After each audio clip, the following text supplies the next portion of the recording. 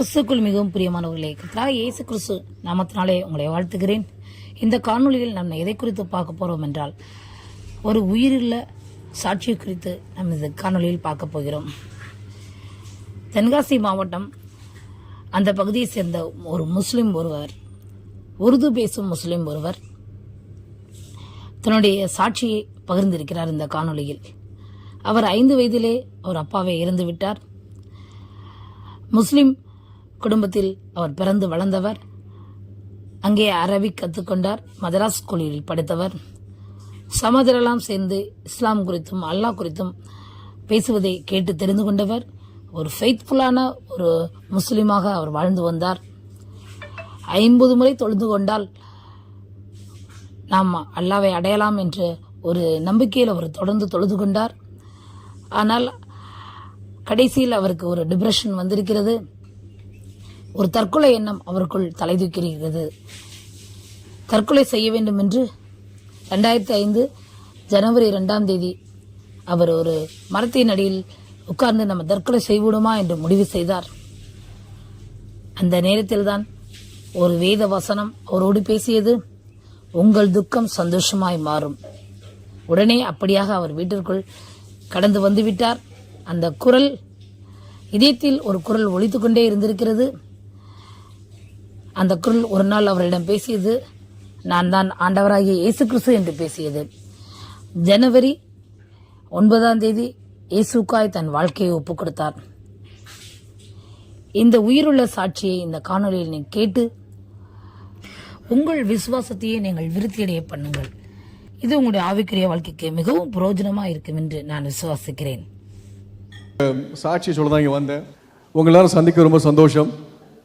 இங்கே நிறைய கேள்விகளோடு கூட ஒரு ஸ்கிட் நடத்தும் போது கூட அந்த பிள்ளைங்க அழகாக சொன்னாங்க ஆக்சுவலாக என்னென்ன கேள்விகள் அவங்க வாழ்க்கையில் ஓடுது அப்படின்ட்டு. என் வாழ்க்கையிலும் அதே கேள்விகள் தான் இருந்துச்சு. அவங்க சொன்ன மாதிரி, நான் ஒரு முஸ்லீம், நான் ஒரு உருது பேசுகிற முஸ்லீம். முஸ்லீம்க்கு என்ன வேலை அப்படின்னு கேட்டிங்கன்னா ஒரு வேலை கிடையாது இந்த பக்கம் வர்றதுக்கு. ஆனால் கடவுளை பற்றி பேசும்போது எனக்கு வர்றதுக்கு இங்கே வேலை ஆண்டரை கொடுத்துட்டாங்கன்னு சொல்லணும். நான் ஒரு முஸ்லீமாக இருக்கும்போது பார்த்திங்கன்னா என்னுடைய ஊர் வந்து தென்காசி, திருநெல்வேலி மாவட்டம். இப்போ தென்காசி தனி மாவட்டம் ஆகிட்டு. அப்போ நான் 5 வயசு இருக்கும்போது என்னுடைய அப்பா இறந்துட்டாங்க. எங்கள் அப்பா இறந்ததுக்கப்புறம் எங்கள் அப்பாவுடைய அப்பா வீட்டில் போய் நாங்கள் சேர்ந்து கூட்டு குடும்பமாக வாழ்றதுக்காக நாங்கள் போயிட்டோம். தனி குடும்பத்தில் இருந்தோம். எங்கள் அப்பா இறந்ததுக்கப்புறம் என்னுடைய கூட்டு குடும்பத்தை என்னுடைய பெரியப்பா சித்தப்பா எல்லாருக்கும் பார்த்திங்கன்னா அவங்க என்னெல்லாம் செய்கிறாங்களோ அதெல்லாம் சேர்ந்து சுற்றிட்டு இருப்பேன். அப்போது ஒவ்வொரு ரூமில் போனீங்க வச்சுக்கோங்களேன், என்னுடைய பெரியப்பா பெரியம்மா பிள்ளைங்க சித்தப்பா சித்தி பிள்ளைங்க ஒவ்வொரு ரூம்லேயும் இருப்பாங்க. நான் என் ரூமுக்கு வரும்போது எங்கள் அம்மா மட்டும் உட்காந்துருப்பாங்க. எங்கள் அம்மா அழுதுட்டு இருப்பாங்க. எனக்கு என்ன செய்யணும்னு தெரியாது. நான் வெறும் 5 வயசு தான். அப்போது எனக்கு ஒரு அக்கா உண்டு. இப்படி தான் என்னுடைய வாழ்க்கை ஆரம்பிச்சுது. எனக்கு அப்பா இறக்கும்போது கூட பெரிய தாக்கம் இல்லை. நான் சின்ன பையன் தான். எனக்கு அப்பாவோட அதிகமாக அறிமுகம்லாம் இல்லை. அப்பா சுற்றிட்டே இருப்பார் வேலை விஷயமா. ஆனால் அவர் இல்லை அப்படிங்க தெரிஞ்சதுக்கப்புறம் தான் எனக்கு வந்து வழி வர ஆரம்பிச்சது. எனக்கு நம்ம ரூமில் ஒருத்தர் மிஸ் ஆகிறாரு, மற்ற ரூம்லலாம் இருக்காங்க ஒவ்வொரு குடும்பத்துலேயும், என் குடும்பத்தில் என் ரூமில் இல்லையேங்கிற எனக்கு ஒரு கலக்கம் வர ஆரம்பிச்சிது. அப்போ எனக்கு எப்படி என்னுடைய வழியை சொல்லணும்னு தெரியலை. என்னுடைய பெரியப்பா என்னுடைய தாத்தா அவங்கெல்லாம் பள்ளிவாசல் போவாங்க, நானும் பள்ளிவாசல் போவேன். அவங்களாம் சேர்ந்து என்ன செய்கிறாங்களோ நான் செய்ய ஆரம்பித்தேன். நான் ஒரு முஸ்லீமாக இருக்கிறதுனால ஒரு மதரசா ஸ்கூலில் போயிட்டு நான் அரபிக் கற்றுக்க ஆரம்பித்தேன். கிறிஸ்தவம் மாதிரி கிடையாது. இஸ்லாம் வந்து உங்களுக்கு போதிச்சா மட்டும் தான் தெரியும். இல்லாட்டி உங்களுக்கு கற்றுக் கொடுக்காது உங்களுக்கு என்ன பண்ணும் தெரியாது. மசூதியில் போனீங்கன்னா எல்லாம் அரபிக்கில் தான் ஓதுவாங்க. குரான் எடுத்திங்கன்னா அரபிக்கில் தான் ஓதுவாங்க. அப்போ அரபிக் தெரியாமல் நீங்கள் உங்களுடைய மார்க்கத்தை பின்பற்றவே முடியாது. அப்போ நான் சின்ன வயசில் இருக்கும்போது என்னுடைய தாத்தா பாட்டி என்னை எல்லாருமே மதரசா ஸ்கூலில் சேர்த்து விட்டாங்க. நான் அரபிக் கற்றுக்க ஆரம்பித்தேன், இஸ்லாம் கற்றுக்க ஆரம்பித்தேன். அப்புறம் மசூதிக்கு போக ஆரம்பித்தேன். அதுக்கப்புறம் ஜமாத்துக்கு போக ஆரம்பித்தேன். இப்போ நீங்கள் எப்படிலாம் சேர்ந்து உங்கள் சர்ச்லேருந்து உங்கள் ஸ்கூல்லேருந்து இங்கே வந்து நீங்கள் உட்காந்துருக்கீங்களோ, நாங்கள் இஸ்லாமில் இருக்கும்போது பார்த்திங்கன்னா நாங்கள் ஒவ்வொரு பள்ளிவாசலையும் இன்னொரு பள்ளிவாசலில் போய் தங்கிடுவோம். தங்கி ஒரு 3 நாளைக்கு ஜமாத்னு சொல்லுவாங்க அது பேர். அங்கே வந்து இஸ்லாமிய குறித்தும் முகமது நபியை குறித்தும் பேசுவாங்க. அப்படி நான் ஒரு நாள் ஜமாத்துக்கெலாம் போக ஆரம்பித்தேன். என்னுடைய வாழ்க்கை என்னுடைய மார்க்கத்துக்குள்ளே எனக்கு ரொம்ப இனிமையாக இருந்துச்சு. இறைவனை குறித்து நம்பிக்கை எனக்கு அதிகமாக வர ஆரம்பிச்சிது. எங்கள் அப்பா நான் சின்ன வயசுல எங்கள் அப்பா இருந்தது பார்த்ததுனால எனக்கு வந்து மரணம்ங்கிற விஷயம் எல்லார் வாழ்க்கையிலும் வருங்கிற விஷயம் தெரிஞ்சுட்டு, மரணத்தை மீறி போகணும்னா நிச்சயமாக நமக்கு இறைவன் வேணுங்கிற விஷயம் தெரிஞ்சுட்டு, அப்போ என்னுடைய மார்க்கத்தின் வழி எனக்கு சொல்லி தந்த எல்லா விஷயங்களையும் நான் கற்றுக்கிட்டு நான் நல்ல ஒரு முஸ்லீமாக, நல்ல ஒரு ஃபேத்ஃபுல் முஸ்லீமாக வாழ ஆரம்பித்தேன். இப்படி இருக்கும்போது எனக்கு வந்து ஒரு வேலை கொடுத்தாங்க. எங்களுடைய ஜமாத் என்னென்னு பார்த்தீங்கன்னா, நான் தினமும் காலையில் ஒரு 4 மணிக்கெலாம் எழுந்திரிச்சு பள்ளிவாசலில் இந்த அல்லாஹு அக்பர் பாங்கு ஓதுவாங்கல்ல, நீங்கள் கேட்டிருப்பீங்களா, மைக்கில் சத்தம் கேட்கும் தெரியுமா? அப்போ அந்த பாங்கு ஓதுற வேலையை தான் நான் காலையில் செஞ்சுட்டு இருந்தேன். அதுக்கப்புறம் தான் ஸ்கூலுக்கு போவேன். அப்போ நான் என் பாங்கு ஓதுனதுக்கப்புறம் நான் இந்த ஸ்கூலுக்கு போயிட்டு வந்துட்டு இருப்பேன். அப்போ ஒரு நாள் ஒரு பெரிய பள்ளிவாசல் திருநெல்வேலியில் உண்டு. அப்போ அங்கே என்ன சொன்னாங்கன்னா, 2 வியாழக்கிழமைக்கு ஒரு வியாழக்கிழமை நாங்கள்லாம் சேரும். எங்கள் இந்த மாதிரி முஸ்லீம் பசங்கள்லாம் அந்த இடத்துல சேர்ந்து நாங்கள் வந்து முகமது நபியை குறிச்சும் இஸ்லாமியை குறிச்சும் ஏதாவது பிரசங்கம் பண்ணுவாங்க, பயான் பண்ணுவாங்க, சொற்பொழிவு ஆட்டுவாங்கன்னு சொல்லலாம். அப்போ அப்படி ஒரு நாள் நான் போகும்போது ஒரு விஷயம் சொன்னாங்க. இஸ்லாமில் உண்டு ஹதீஸ்னு ஒரு சம்பவம், ஹதீஸ்னு ஒரு கதை உண்டு, ஒரு புஸ்தகம் உண்டு இஸ்லாமில். அப்போ அந்த புஸ்தகத்தில் ஒரு கதை சொன்னாங்க. முகமது நபி சொர்க்கத்துக்கு போகும்போது அல்லாஹ் சொன்னாரா, நீ வந்து ஒரு நாளைக்கு 50 வேளை தொழுகை செய்ய வேண்டும் என்ற ஒரு கதை சொன்னாங்க. நீங்கள் முஸ்லீம் எல்லாம் தெரியும், பள்ளிவாசல் 5 வேளை தொழுகை செய்வாங்க. காலையில், மத்தியானம், சாயங்காலம் 2 தடவை, அப்புறம் நைட் ஒரு தடவை பண்ணுவாங்க 8 மணிக்கு. அப்போ அந்த ஹதீஸ் சொல்லப்பட்டுச்சு, அந்த அந்த புக்கில் சொல்லப்பட்டிருக்கு 50 வேளை செய்ய வேண்டும் என்று. உங்கள் எல்லாருக்கும் குரான் தெரியும். குரான் என்றாலே உங்கள் எல்லாரும் தெரியும் இஸ்லாமில் இருக்குது அப்படின்னு சொல்லி. இஸ்லாமில் பார்த்தீங்கன்னா 3 புஸ்தகம் உண்டு, குரான், ஹதீஸ், சீரா அப்படின்னு சொல்லுவாங்க. குரான் வெறும் 17% தான் இஸ்லாமில், ஹதீஸ் தான் 45% இருக்கும், அப்புறம் 45% சீரா இருக்கும். அப்போ எனக்கு இப்படி அல்லாஹ் வந்து ஒரு நாளைக்கு 50 வேளை தொழுகை செய்ய வேண்டும் என்ற விஷயம் சொல்லும்போது எனக்கு ஒரு ஆர்வம் வந்துச்சு. நம்ம ஏன் 50 வேளை முயற்சி பண்ணக்கூடாது அப்படிங்கிற ஒரு ஆர்வத்தில் என்னுடைய ஹஜ்ரத், என்னுடைய பாஸ்டர்னு சொல்லலாம், இல்லாட்டி என்னுடைய மசூதியை நடத்துகிற அவர் தான் பூசாரின்னு கூட சொல்லலாம் ஆக்சுவலாக. அப்போ அவர்கிட்ட போய் கேட்டேன், இது மாதிரி நான் 50 வேளை தொழுகை செய்யலாம் முடிவு பண்ணியிருக்கேன்னு சொல்லும்போது, நீ பண்ணிக்கோப்பா அப்படின்னாங்க என்கிட்ட. நான் ஸ்கெடியூல்லாம் போட்டு பார்த்தேன், டைமிங்லாம் வைக்கும்போது 20 மணி நேரம் பண்ணுவோம், 4 மணி நேரம் தூங்குவோம் அப்படின்னு சொல்லி கரெக்டாக ஒரு 3 நாளைக்கு 30 மணி நேரம் 30 வேளை தொழுகை செஞ்சேன். 50 வேளை வரல டைமிங் போகும்போது. இந்த 3 நாளைக்கு நான் பண்ணி முடிச்சதுக்கப்புறம் பார்த்தீங்கன்னா என்னையும் அறியாமல் எனக்கு டிப்ரெஷன் வர ஆரம்பிச்சிது, சூசைட் பண்ணணும்னு தோண ஆரம்பிச்சிது. என் வாழ்க்கையும் சரி கிடையாது. நான் கஷ்டப்பட்ட பையன்தான், ரொம்ப ஏழ்மையாக தான் வளர்க்கப்பட்டேன். எங்கள் அம்மா வெறும் சத்துணவு டீச்சர் தான். அம்மாவுக்கு சம்பளம் 150 ரூபா 200 ரூபா தான் இருந்துச்சு. அப்போ எங்கள் மாத வாடகையே பார்த்தீங்கன்னா மாத வருமானமே எங்களுக்கு 300 ரூபா அவ்வளோதான் வரும், அதுக்கு மேலே வராது. அப்போ ஏழ்மையில் வளர்க்கப்படும் போது நான் எனக்குள்ள ஒரே ஒரு தீர்வு வந்து நான் இப்போ ஸ்போர்ட்ஸுக்கு போக மாட்டேன், சினிமாலாம் பார்க்க மாட்டேன். எனக்கு என்னுடைய மார்க்கம் என்ன கற்றுக் கொடுத்துச்சோ அதை தான் நான் பண்ண ஆரம்பித்தேன். எனக்கு இந்த தொழுகையை முடிச்சதுக்கப்புறம் பார்த்தீங்கன்னா எனக்குள்ள ஒரு எக்ஸாஸ்ட் வர ஆரம்பிச்சது, எனக்குள்ள ஒரு வெறுமை வர ஆரம்பிச்சது. அந்த வெறுமை எப்படி ஆற்றணும்னு தெரியல. நாட்கள் போச்சு, வாரங்கள் போச்சு, மாதங்கள் ஆச்சு. எனக்குள்ள டிப்ரெஷன் உள்ள வந்து என்னை அமுக்கி எனக்குள்ள பிசாசு பிடிச்சிருந்தான்னு சொல்லணும். நான் என் வாழ்க்கையை என்னுடைய இஸ்லாமியன் இறைவனுக்கு ஒப்பு கொடுத்தேன். அந்த இறைவன் என்கிட்ட வந்தார் தான் சொல்லணும். ஏன்னா நான் ஒப்பு கொடுத்த மொத்தமாக என் வாழ்க்கையை. ஆனால் வரும்போது எனக்கு தற்கொலை பண்ண வேண்டும் என்ற எண்ணம் மேலோங்க ஆரம்பிச்சது. நான் பார்த்தேன், என்னுடைய ஹஜ்ரத், எனக்கு அரபி கற்றுக் கொடுத்த ஹஜ்ரத், சின்ன வயசுல அவர் தான் கற்றுக் கொடுத்தாரு. அவர்கிட்ட போய் சொன்னேன், இது மாதிரி எனக்கு தற்கொலை எண்ணமாக இருக்குது, எனக்கு என்ன பண்ண தெரியல அப்படின்னு கேட்டேன். அவர் வெள்ளிக்கிழமை ஆனால் ஒரு வீட்டுக்கு வருவார், தொழுகையை முடிச்சது. அப்புறம் ஒரு செம்பில் தண்ணி கொடுப்பேன். அந்த செம்பை பக்கத்தில் வச்சுக்கிட்டு 3 தான் துப்புவார், தூண் துப்புவார். உண்மையாக துப்ப மாட்டார், சும்மா துப்புற மாதிரி சொல்லிட்டு அவுதுபில்லாஹி மினஷ் ஷைத்தானி ரஹீம் பிஸ்மில்லா ஹிர்ரஹ்மானி ரஹீம் சொல்லுவார். குடிக்க சொல்லுவேன், குடிப்பேன். இப்படியே போச்சு தவிர தண்ணி தான் காலியாவது தவிர என் வாழ்க்கையில் ஒரு மாற்றம் வரமாட்டேன். மாதங்கள் ஆகும்போது நான் முடிவு பண்ணேன், இதுக்கு மேலே எனக்கு வாழ நம்பிக்கையே இல்லை, வாழ்க்கை சரியில்லை, ஆன்மீக பாதை சரியில்லை, எனக்குள்ள வெறுமை காணப்படுது, தற்கொலை பண்ண வேண்டும் என்ற எண்ணம் மேலோங்க ஆரம்பிச்சது. எனக்கு தெளிவாக என் காதலை கேட்கும், நீ சாகணும், நீ செத்துடா அப்படின்னு தோணும். என் மனசில் தோணாது, ஒரு குரலே சொல்லும், நீ செத்துரு அப்படின்ட்டு.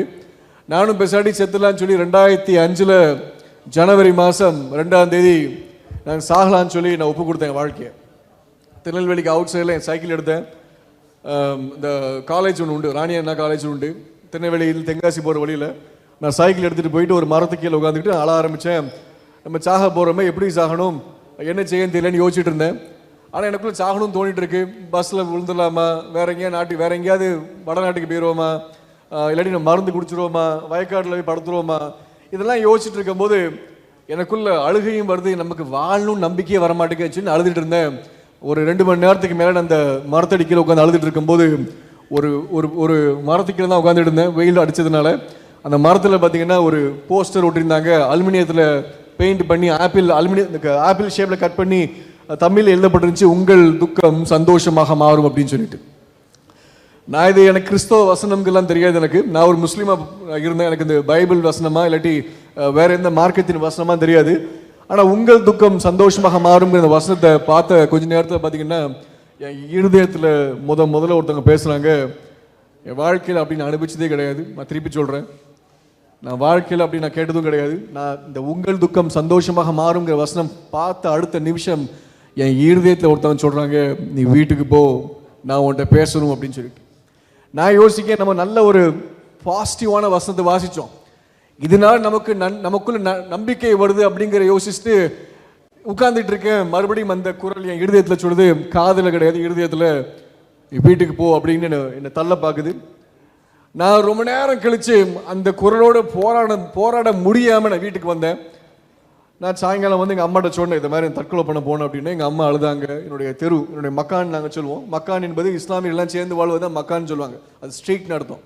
அவன் ஸ்ட்ரீட்லேருந்து எல்லாரும் வந்துட்டாங்க. மக்கான் தான் வந்து என்னுடைய நண்பர்கள், என்னுடைய ஹஜ்ரத் எல்லாம் திட்ட ஆரம்பித்தாங்க. எனக்கு திட்டத்தை பார்த்து ரொம்ப அவமானமாக இருந்துச்சு. இனிமே சாகக்கூடாது, ரொம்ப அவமானமாக இருந்துச்சு எனக்கு இவங்க சொல்கிறதான் பார்க்கும்போது. அன்றைக்கி நான் சீக்கிரம் தூங்கும்போது நான் தூங்க போயிட்டேன். சொன்னேன் எல்லாட்டையுமே, நான் ஒரு 6 மாதமாக சொல்லிட்டு இருக்கேன் எனக்கு தற்கொலை பண்ணணும்னு தோணுதுன்ட்டு. நீங்கள் யாரும் முயற்சி செய்யலை, உதவி செய்யலை, அதெல்லாம் தற்கொலை பண்ண போனேன் அப்படின்னு. அன்றைக்கி நான் சீக்கிரம் படம் தூங்க போயிட்டேன். ரொம்ப எக்ஸாஸ்ட் ஆகிட்டு அழுது நான் தூங்கும்போது நான் கண்ணை மூடி தூங்கிட்டு இருக்கேன்.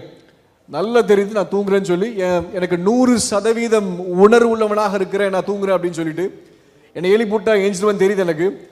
நான் இந்த நிலைமையில் என்னுடைய சரியத்தை என்னால் பார்க்க முடிஞ்சுது. இது எப்படி நான் விளக்கம் கொடுக்கன்னு தெரியல. நான் தரிசனமா இல்லாட்டி நான் வந்து ட்ரீமான்னு சொல்ல தெரியல எனக்கு. ஆனால் எனக்கு 100% கான்ஷியஸாக இருந்துச்சு நான் தூங்கிட்டு இருக்கேன் அப்படின்னு சொல்லி. அதே நேரத்தில் எனக்கு 100% கான்ஷியஸாக இருக்குது, நான் என்னுடைய உடம்பை பார்த்துட்டு இருக்கேன். அப்போ என் பக்கத்தில் ஒருத்தர் நிற்கிறதுனால உணர முடிஞ்சது, இது யாரு அப்படிங்கிற கேள்வி எனக்குள்ள நான் கேட்கும்போது அந்த மதியம் பேச அந்த குரல் சொல்லிச்சு, இதுதான் ஆண்டவராகிய இயேசு கிறிஸ்து அப்படின்னு சொல்லிட்டு. அல்லேலூயா. எனக்கு இதுதான் ஆண்டவராக இயேசு கிறிஸ்துங்கிற இந்த குரலை எனக்கு சொன்னது நான் புரிஞ்ச மாத்திரத்தில் நான் வாந்தி பண்ண ஆரம்பிச்சிட்டேன். எனக்கு இந்த மாதிரி அனுபவம்லாம் கிடையாது. நான் ஒரு முஸ்லீம் பையன், மசூதிக்கு போகிறேன், குரான் ஓதுறேன், என் வேலையை பார்த்துட்டு இருக்கேன், அவ்வளோதான். எனக்கு இதுதான் கடவுள் சொல்லும் அடுத்த நிமிஷம் எனக்கு வாந்தி வர ஆரம்பிச்சது. நான் வாந்தி பண்ண நான் செய்கிற எல்லா தவறுகளையும் நான் வாந்தி பண்ண ஆரம்பித்தேன். நான் பாவம் சொல்லக்கூடாது, நான் செஞ்ச எல்லா தப்பும் என் கண்ணுக்கு முன்பதாக வருது. நான் வாந்தி பண்ணுறேன், நான் அது பண்ணிட்டேன், இது பண்ணுறேன், வாந்தி பண்ணுறேன். எப்போ எந்திரிச்சேன் தூங்க ஞாபகம் இல்லை. வழக்கம் போல் 4 மணிக்கு எந்திரிச்சேன், பள்ளிவாசல் போனேன், பாங்கு ஓதுனேன். நான் ஸ்கூலில் போயிட்டு நான் கிரவுண்டில் தொழுகை செஞ்சுட்டு சாப்பிடுவோம். வெள்ளிக்கிழமை மட்டும்தான் அந்த ஸ்கூலில் தொழுகைக்கு வெளியே அனுப்புவாங்க. நீங்கள் மசூதிக்கு அலோவ் பண்ணுவாங்க திருநெல்வேலியில். அப்போ ஆனால் மற்ற நாட்களில் நீங்கள் பள்ளிவாசல், நீங்கள் ஸ்கூலில் நீங்கள் கிரவுண்டில் தொழுகை செய்யுங்க அப்படிம்பாங்க. அப்போ அன்றைக்கி நான் தொழுகை செஞ்சதுக்கு அப்புறம் தான் நான் யோசிச்சு பார்க்க, நம்ம நேற்று வரைக்கும் நமக்கு டிப்ரெஷன் இருந்துச்சு, நம்ம டிப்ரெஷன் நிமித்தம் சூசைட் பண்ண போகணும். அப்புறம் வீட்டுக்கு வந்து அப்புறம் இயேசுவை பார்த்தோமே, நம்ம ஏன் இயேசுவை பார்த்தாங்க அப்படிங்கிற ஒரு சிந்தனை எனக்குள்ளே வருது. நான் இயேசுவை பார்த்தேங்கிற விஷயத்தை நான் யோசிக்கும் போது எனக்கு அருவருப்பாக இருந்துச்சு. ஏன்னா அந்த காலங்களில் நான் அந்த கிறிஸ்தவ பசங்க, இந்த போதகருடைய பசங்கள்லாம் கூப்பிட்டு வச்சு நக்கல் பண்ணுவேன். மேரியை குறித்து, இயேசுவை குறித்து சும்மா ஏதாவது சொல்லுவேன். ஆக்சுவலாக எனக்கு கிறிஸ்தவத்தை பற்றி ஒன்றும் தெரியாட்டியும் கூட நான் சும்மா தெரிஞ்சது மாதிரி ஏதாவது பேசி அவங்களுக்கு காயப்படுத்துவேன். ஏன்னா இயேசுன்னு நினைக்கும் போதே எனக்குள்ள ஒரு அருவப்பு காணப்படுச்சு, எனக்குள்ள வெக்கமாக இருந்துச்சு. ஆக்சுவலாக இயேசுனாலே பிடிக்காது எனக்கு.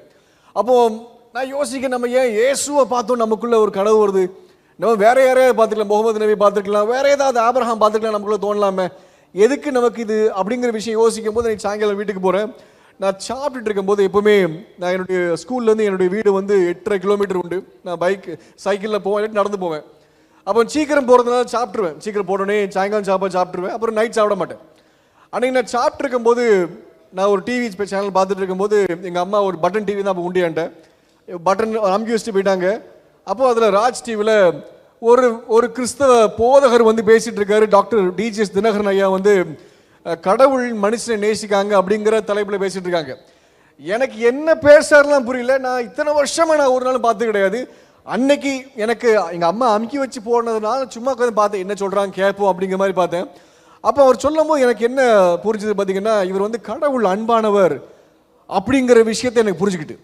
நல்லா கேட்டுக்கோங்க, நான் வாழ்ந்த மார்க்கத்தில் எனக்கு கற்றுக் கொடுத்த விஷயங்களில் வந்து கடவுள் அன்பானவர்னு ஒரு விஷயம் கிடையவே கிடையாது.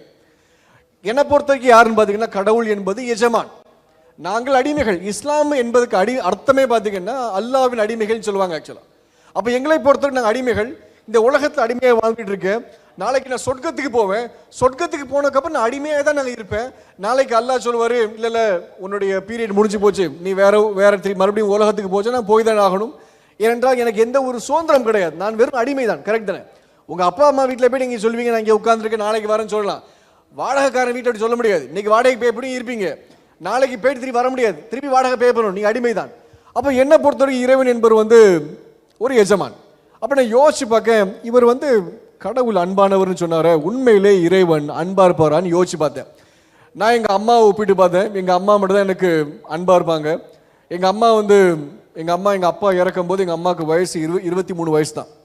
இங்கே எத்தனை பேர் 23 வயசு தெரியல. எங்கள் அம்மா 23 வயசில் விதவே ஆனாங்க. எங்கள் அம்மாவும் அப்பாவும் பிரியம் பண்ணி சொந்தக்காரங்க தான் லவ் பண்ணாங்க, லவ் பண்ணி மேரேஜ் பண்ணிக்கிட்டாங்க. அப்படி இருந்த என்னுடைய அப்பா இறந்து போயிட்டாங்க. எங்கள் அம்மாவுக்கு மறு திருமணம் பண்ண வாய்ப்பு கேட்காங்க, நல்லா ஞாபகம் இருக்கு எனக்கு. அப்போ எங்கள் அம்மா சொல்கிறாங்க, இல்லை நான் திருமணம் பண்ணலை, நான் என் பிள்ளைகளுக்காக வாழ்கிறேன்னு சொல்லி எங்கள் அம்மா அப்போ 27 வயசு 28 வயசில் ஒரு முடிவு எடுக்காங்க. எனக்கு என்னென்னு பார்த்தீங்கன்னா, ஒரு சாதாரண இந்த உலகத்தில் பிறந்த ஒரு பொண்ணுக்கு என் மேலேயும் என்னுடைய அக்கா மேலேயும் அவ்வளோ பிரியம். என்னை பெற்றாங்க, அவங்க தான் இல்லைன்னு சொல்ல வரல. ஆனாலும் அவங்க மறு திருமணம் பண்ணுறதுக்கோ அவங்க வாழ்க்கையை தேர்ந்தெடுக்கல. அப்போ இந்த உலகத்தில் இருக்கிற எங்கள் அம்மாவே இப்படி அன்பாக இருக்கும்போது, உண்மையிலே எங்கள் அம்மாவே படைத்த இறைவன் அன்பாக இருப்பாரா அப்படிங்கிற மாதிரி யோசிச்சு பார்த்தேன். இறைவன் அன்பாக இருக்கலாம், நம்ம சொல்ல முடியாது. அவர் இஷ்டம், அன்பாக இருப்பார், அன்பாக எல்லாம் இருப்பார். உண்மையிலே அவர் அன்பாக இருப்பாரா அப்படின்னு யோசிச்சு பார்த்தேன். ஏன்னா நம்ம மனுஷன் எல்லாத்துக்கும் பார்த்தீங்கன்னா அன்பு தான் தேவைப்படுது, பிரதானமாக தேவைப்படுது. நமக்கு எது ஏன் அப்படி தேவைப்படுதுன்னா, அவர் அப்படி இருக்கிறதுனால அவர் நம்மளை அப்படிதான் உருவாக்கியிருக்காரு. அதனால நம்ம அன்பை நோக்கி நம்ம இருதயம் போதும். முதல்ல யாராவது அன்பு காட்ட மாட்டோமா நம்ம யோசிப்போம். அப்போ நான் யோசிச்சு பார்க்க, உண்மையிலே இறைவன் அன்பாக இருப்பாரா? இருக்கலாம். சரி, அவ்வளோ அன்பாக இருந்தாலும் இந்த உலகத்துக்கு வருவாரான்னு யோசிச்சு பார்த்தேன். உலகத்துக்கு வரலாம், கடவுள் வரக்கூடாது நம்ம எந்த மனுஷன் சொல்ல முடியாது. மனுஷனுக்கு அதிகாரமும் கிடையாது, ஏன்னா இது கடவுளுடைய பிரபஞ்சம் தான் இதெல்லாமே. இந்த உலகத்துக்கு வருவாரான்னு யோசிச்சு பார்த்தேன். உலகத்துக்கு வரலாம். அவருக்கு என் மேலே அவ்வளோ பிரியமாக இருந்துச்சுன்னா இந்த உலகத்துக்கு மனுஷனாக வருவாரான்னு யோசிச்சு பார்த்தேன். அப்போ மனுஷனாக வரலாம். உண்மையிலே என்னை படைத்த என்னை உருவாக்குன எங்கள் அம்மாக்கே என் மேலே அவ்வளோ அன்பாக இருக்கும்போது, அப்போ எங்கள் அம்மாவே படைத்த ஒரு இறைவன் அவ்வளோ அன்பாக இருந்தார்னா என் மேலே பிரியம் கொண்டு இந்த உலகத்துக்கு வருவாரா? உலகத்துக்கு வரலாம். இப்போ உலகத்துக்கு வந்தேன் என்றால் நான் அப்படியே அவதாரம் பண்ணலாம் அவசியம் இல்லை. உலகத்துக்கு வந்தேன் என்றால் மனுஷன் மாதிரி மாறி ஆகணும். அதுதான் மனுஷன் என்பது. என் பிரச்சனை புரியும்னா என்ன மாதிரி ஆகணும். அப்போ இந்த உலகத்துக்கு மனுஷனாக வருவாரான் யோசிச்சு பார்த்தேன். வரலாம், அவர் இஷ்டம்தான். சரி, வந்ததெல்லாம் சரிதான், வந்துட்டாரு, மனுஷன் ஆகிட்டாரு, எல்லாம் சரிதான். இப்போ மனுஷன் ஆனதுக்கு அப்புறம் என்னுடைய கஷ்டம் தெரியும், என்னுடைய பிரச்சனை தெரியும். அப்போ நிரந்தரமாக என் பிரச்சனையெல்லாம் புரிஞ்சுக்கிட்டு எனக்கு தீர்வு கொடுப்பாரான்னு யோசிக்கும் போது எனக்கு ஆண்டவராக இயேசு கிறிஸ்துவை தவிர எந்த ஒரு கற்பனை கதாபாத்திரங்களும் வச்சு பார்க்க முடியல. அன்னைக்கு நான் இதெல்லாம் யோசிக்கும் போதே நான் நினைக்கிறேன், தப்பாக யோசிக்கணும். இப்போ சார் நாளைக்கு போய் ஹஜ்ரத்தை பேசணும்னு சொல்லி நான் மறுநாள் அன்னைக்கு தூங்கிட்டேன். அன்னைக்கு இரவும் நான் ஆண்டவராக இயேசு கிறிஸ்துவை நான் மறுபடியும் என்னுடைய கனவுல பார்த்தேன், தரிசனத்தில் பார்த்தேன்னு சொல்லலாம். இது ஒரு நாள் நடக்கல, 2 நாள் நடக்கல. ஞாயிற்றுக்கிழமை நைட்லேருந்து சனிக்கிழமை நைட்லேருந்து பார்த்தீங்கன்னா வெள்ளிக்கிழமை நைட்டு வரைக்கும் தினமும் ஒரே விஷயத்தை நான் பார்த்துட்டு இருக்கேன். நான் காலையில் குரான் ஓதுறேன், பள்ளிவாசல் போகிறேன், ஜமாத்துக்கு போயிட்டு வரேன். நைட் ஆனால் எனக்கு இந்த சம்பவம் நடக்கும்போது எனக்கு ஒரு குழப்பம் வந்துச்சு. எங்கள் அம்மாட்ட போய் சொன்னேன், எனக்கு ஜீசஸை குறித்து எனக்கு கேட்கணும்னு ஆசையாக இருக்குது, அவர் யார் என்று கேட்கணும்னு ஆசையாக இருக்குது. எங்கள் அம்மாட்ட சொன்னேன். எங்கள் அம்மா சம்மந்தமே இல்லாமல் இயேசுவை பற்றி பேசுன்னு சொன்னாங்க. நான் என்ன பண்ணேன், அப்போ எங்கள் திருநெல்வேலியில் ஒரு லோக்கல் சேனல் உண்டு, JTK, ஜீசஸ் த கிங், இப்போ உண்டு அந்த சேனலில். ஒரு மீட்டிங் நடக்கிறத பார்த்தேன். ஞாயிற்றுக்கிழமை ஒரு 100ஆண்டு மண்டபம், இதே மாதிரி மண்டபத்தில் ஒரு 1000 பேர் உட்கார மாதிரி ஒரு மண்டபத்தில் மீட்டிங் நடக்கிறத பார்த்தேன். அம்மாட்ட சொன்னேன், இந்த மாதிரி நான் அந்த மீட்டிங் போகிறேன்னு. எங்கள் அம்மா ஏன் மீட்டிங் போகிறேன்னு கேட்டாங்க. நான் போகணும்னு ஆசையாக இருக்குன்னேன். எங்கள் அம்மா நோ சொல்லலை, ஏன்னா டிப்ரெஷன் ஏற்கனவே 6 மாதம் இருக்கேன். நான் போன வாரம் அப்படி தான் உழவர் சந்தைக்கு போகிறேன்னு சொல்லிட்டு தான் தற்கொலை பண்ண போனேன். இவன் மறுபடியும் ஏதோ ட்ரிக்ஸ் பண்ணி அவன் தற்கொலை பண்ண போகிறான்னு சொல்லி எங்கள் அம்மா சொன்னேன், நான் உன் கூட வரேன் அப்படின்ட்டாங்க. சரி, நீங்கள் என் கூட வாங்க, நாங்கள் 2 பேரும் சேர்ந்து போயிட்டோம். நானும் எங்கள் அம்மா கடைசி வருஷத்தில் போய் மீட்டிங்கில் உட்காந்துருக்கோம். மீட்டிங்கை முடிச்சுட்டு எல்லாம் ஏஞ்சி ப்ரே பண்ண ஆரம்பிச்சிட்டாங்க. கரெக்டாக இல்லை, நாங்கள் உட்காந்து அப்போ தான் நிற்கும் போது இங்கே ஏஞ்சி ப்ரே பண்ண ஆரம்பிக்கும் போது இவங்க சொல்கிறாங்க, ஒரு முஸ்லீம் குடும்பத்தை கடவுள் இங்கே கொண்டு வந்திருக்காங்க. இந்த போதகர் சொல்கிறாரு, வேற தோட்டத்துலேருந்து செடியை பிச்சு எடுத்து தான் தோட்டத்தில் நட்டு அது காய் கொடுத்து கனி கொடுத்து நிறைய தோப்பு உருவாக்கும்னு சொல்லி அவர் ப்ரே பண்ணிட்டு இருக்கார். அப்போ எங்கள் அம்மா என்கிட்ட கேட்டாங்க, நம்ம வாரோன்னு சொன்னியான்னு சொல்லி. எனக்கு இவர் முகரை கூட பார்த்தது கிடையாது, எனக்கு இவர் பேர் கூட தெரியாது அப்படின்னு. ஆனால் எனக்கு என்ன ஆச்சரியன்னா, நான் இந்த மீட்டிங் வருது எங்கள் அம்மாட்ட அன்னைக்கு நைட்டு தான் சொன்னேன், சனிக்கிழமை நைட் சொன்னேன், ஞாயிற்றுக்கிழமை வந்திருக்கோம் நாங்கள்.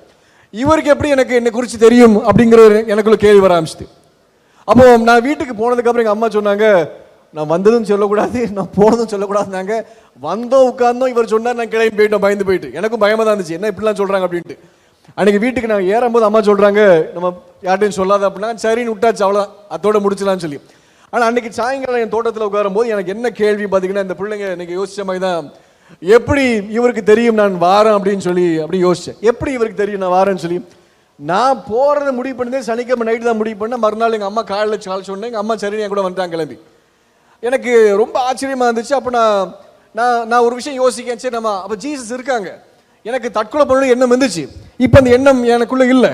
அப்போ இயேசு இருக்காங்க, அவர் எங்கே நபி தானே, நான் முஸ்லீம் தானே. அப்போ நான் என்ன யோசித்தேன், இப்போ எங்கே ஆள் தானே அவர் அப்படின்னு சொல்லிட்டு, நம்ம எப்படி முகமது நபியை குறித்து நம்ம சொல்கிறோமோ அதே மாதிரி நம்ம இயேசுவை பற்றி நம்ம முஸ்லீமாக வாழலாம், நம்ம வழக்கம் போல் இருக்கலாம் அப்படிமே விட்டுட்டேன். நான் சொல்லிட்டு இருக்கும் போதே என் கண்களுக்கு முன்பதாக தரிசனத்தில் என் கண்கள் திறக்கப்பட்டிருக்கு. நான் என் வாழை மரத்தை பார்க்க, பாதாம் செடியை பார்க்க, தென்னை மரத்தெல்லாம் பார்க்க, எங்கள் தோட்டத்தில் நான் பார்த்துட்டு இருக்கவும் என் கண்களுக்கு, என்னுடைய ஆவிக்குரிய கண்கள் திறக்கப்படுச்சு. இயேசு கிறிஸ்து நிற்காங்க என் கண்களுக்கு முன்பதாக. அவர் கையில் ஒரு பைபிள் இருந்துச்சு. அந்த பைபிளில் ஒரு கிராஸ் போட்டு ஹோலி பைபிள், பரிசுத்த வேதாகம் எழுதப்பட்டுச்சு. இதை பார்த்த உடனே நான் நிறைய ஸ்கூலில் படித்தேன். நான் கிட்டத்தட்ட 9 ஸ்கூலில் படித்தேன், மாற்றி 7 ஸ்கூலில் படித்தேன். நான் படித்த சில ஸ்கூலில் கிடியோன்ஸ் பைபிள் தந்திருக்காங்க. நான் எந்த பைபிள் கொடுத்தாலும் வீட்டில் வச்சிரு, நம்ம அது நம்மளுடைய கலாச்சாரம். நம்ம இன்றைக்கும் பேப்பரை மீச்சோன்னா தொட்டு கும்பிடுவோம், நம்ம எரிக்க மாட்டோம். நான் எல்லாத்தையும் ஷெல்ஃபில் வச்சுருந்தேன். எனக்கு இதை பார்த்தோன்னே இந்த பைபிள் தானேன்னு சொல்லி நான் ஓடி போய் நான் எடுத்துட்டு தோட்டத்துக்கு வந்து திறந்து பார்க்க, அதே வசனம் வாசிக்க, உங்கள் துக்கம் சந்தோஷமாக மாறும் அப்படின்னு சொல்லிட்டு. நான் போன வாரம் நான் ஒரு மரத்தில் பார்த்தேன், உங்கள் துக்கம் சந்தோஷம் மாறும் சொல்லி. அது மூலமாக என் இருதயத்தில் பேச ஆரம்பித்தாங்க, சந்திக்க ஆரம்பித்தாங்க. அப்புறம் மறுநாள் நான் அந்த மறுவாரம் ஞாயிற்றுக்கிழமை நான் திறக்கும் போது அதே வசனம் வாசித்தேன். எனக்கு அப்போ தான் புரியுது, இயேசு கிறிஸ்து என்ன இந்த புஸ்தகத்தை பின்பற்ற சொல்கிறாங்க அப்படின்னு சொல்லி புரிஞ்சுக்கிட்டேன். நான் அன்னைக்கே அந்த நிமிஷம் 2005 ஜனவரி மாதம் அந்த அந்த அது 8ஆம் நாள் நினைக்கிறேன், 8ஆம் தேதி நினைக்கிறேன், 2ஆம் தேதிக்கு அப்புறம் 7 நாள் கணக்கு போட்டுக்கோங்களேன். அன்னைக்கு என் வாழ்க்கையை நான் இயேசு கிறிஸ்து ஒப்பு கொடுத்தேன். நான் என் வாழ்க்கை இயேசுட்டு ஒப்பு கொடுத்த அடுத்த நிமிஷம் என் இருதயம்லாம், எனக்குள்ள எந்த மரணத்தை பார்த்தாலும் எனக்கு அழுக வராது, எனக்குள்ள வெறுமை காணப்படுச்சு, எனக்குள்ள ஒன்றுமே இருக்காது, அழுகவே மாட்டேன். எத்தனை அடிச்சா அழ மாட்டேன், ஸ்கூலில் அடிச்சா அழுக வராது, டெத்துக்கு அப்புறம் அழுக வராது. அது என்னமோ எனக்குள்ள ட்ராமா ஆகிடுச்சு. சின்ன வயசுலேயே அந்த ட்ராமா, மரணத்தை பார்த்த ட்ராமா, அம்மா அழுதது பார்த்த ட்ராமா. எங்கள் அப்பாவை நான் புதைக்கும் போது மூஞ்சில் மண்ணு போட சொன்னாங்க. நான் அதாவது இறக்குனதுக்கு அப்புறம் பாய் வைப்பாங்க, அப்புறம் தான் மண்ணு போட சொல்லுவாங்க. நான் தெரியாமல் ஒரு மூஞ்சில் மண்ணு போட்டேன். அப்புறம் நான் என்னை இறக்கி விட்டு துடைக்க சொன்னாங்க.